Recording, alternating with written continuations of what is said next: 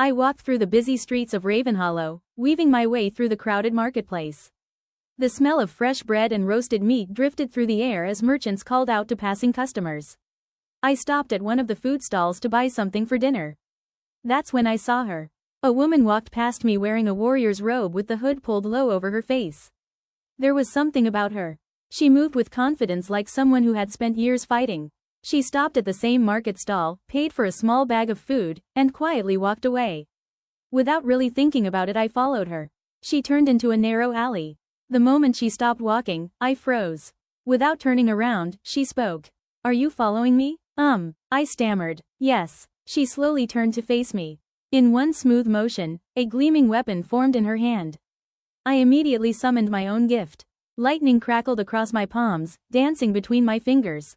"I don't want to fight," I said quickly. She didn't lower her weapon. "Then why are you following me?" I swallowed hard. I think you're the king's daughter." For the first time, she lowered her hood.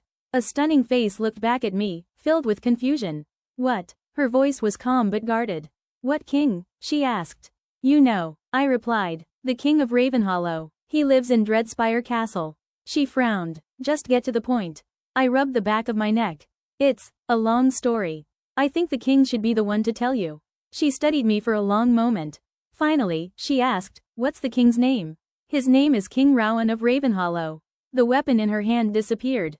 For the first time, I saw genuine surprise in her eyes. "Can you take me to him?" she asked quietly. I blinked.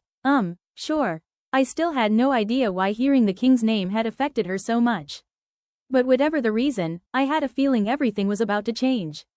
We started walking toward Dreadspire Castle. The entire journey, I couldn't shake the feeling that something important was about to happen. After a few minutes of silence, she glanced at me. "What's your name?" she asked. I blinked. "Oh," I laughed awkwardly. "I can't believe I never told you. My name's Draven. Draven Lucas Drex. And you?" "I'm Talia," she replied. "It's nice to meet you, Talia." "You too." After another moment, I asked, "Are you a warrior?" She nodded. "Yeah, what about you?" I served in the Ravenhollow army until I was injured during a mission a while back. The king gave me leave so I could recover." "I'm sorry," she said quietly. "It's okay," I replied with a small smile. Before long, the towering walls of Dreadspire Castle came into view. The guards recognized me immediately and opened the gates without question. Inside, a servant greeted us. "I'll inform His Majesty and the Queen that you've arrived." As the servant hurried away, we were left waiting in the grand entrance hall. Talia shifted her weight from one foot to the other. She looked restless. I wanted to comfort her. I just wasn't sure how. After a long silence, she looked at me. "Do I look okay?" For a second, I forgot how to speak. I looked at her kind eyes. Her dark warrior's robe, the strength she carried without even trying. She was beautiful. I quickly looked away before she noticed me staring. "Why yeah," I stammered. "You look great." I felt my face grow warm. I only hoped she hadn't noticed me blushing. A few moments later, the large doors opened. King Rowan and Queen Gabriella stepped into the hall. The room instantly fell silent. It felt as though the air itself had stopped moving. King Rowan looked at all of us before speaking. "I think we should all sit down." We each took a seat.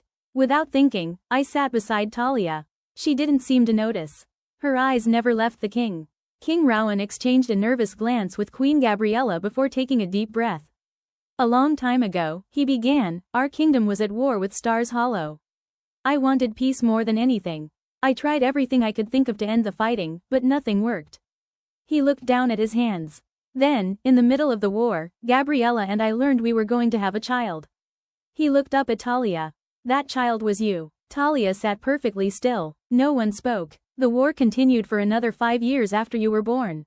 King Aldric captured many of our people and forced them to work under his rule." Pain filled the king's voice. "I believed there was only one way to save them. I gave you to Aldric." The words echoed through the room. I wanted him to see that I was willing to trust him. I hoped that by giving him the person I loved most, he would finally choose peace. The king closed his eyes for a moment. "He took you. And he treated you like every other gifted child. I couldn't stop him. I couldn't bring you home." His voice cracked. "So, I surrendered. I let Aldric keep you, and the rest of our people." Tears welled in his eyes. "I have regretted trusting him every single day since." For a long moment, no one spoke. I looked over at Talia. She sat perfectly still, staring at the king and queen. When she finally spoke, her voice trembled. So, she swallowed hard. I'm a princess? A single tear rolled down her cheek. King Rowan smiled sadly. Yes, you are. Talia let out a shaky laugh. I always dreamed I was a princess. More tears filled her eyes. Then, without another word, she stood up and wrapped her arms around her parents. King Rowan and Queen Gabriella held her tightly, as though they never wanted to let her go again. Watching them together made my chest ache. For the first time in years, they were finally a family again. As the evening went on, Talia told them everything. She spoke about growing up in the Warrior Academy. She told them about Evander and how she had become his mother in every way that mattered. She even showed them her gifts, summoning shimmering weapons from the air. Her parents watched with pride and amazement. Later that night, we stayed at the castle. The king and queen kindly gave each of us our own guest room. As I lay awake, staring at the ceiling, one thought refused to leave my mind. Did Talia like me, the way I liked her? Because somewhere along the way, I had developed a massive crush on her. I lay awake for a long time. No matter how hard I tried, I couldn't stop thinking about Talia. Finally, I gave up trying to sleep. I got out of bed and quietly walked down the hallway until I reached her guest room. I took a deep breath. Then I knocked. A moment later, the door opened. Talia stood in the doorway with her hair tied up in a messy bun.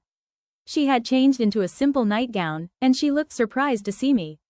Draven? She asked. What are you doing here? I rubbed the back of my neck. I just wanted to make sure you were okay. I felt my cheeks grow warm. She smiled softly. That's kind of you. An awkward silence settled between us. Before I could stop myself, the question slipped out. Are you single? Her eyes widened. What? She stared at me for a second.